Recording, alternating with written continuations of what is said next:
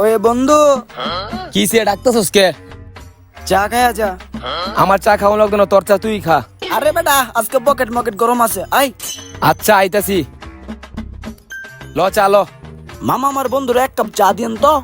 মামা চা খাওয়ানোর জন্য ধন্যবাদ। মামা আমগর দুই বন্ধুর দুইটা চা না? ও মামা, এই নে চার বিল। চা খায়া বিলটা দিয়ে দিস, আমার অনেক আর্জেন্ট একটা কাম আছে, তুই থাক, আমি গেলাম। আচ্ছা বন্ধু ঠিক আছে। মামা বিল দিয়ে দিছি, যা হয়েছে অর্থে নিয়ে নিন, আমি গেলাম।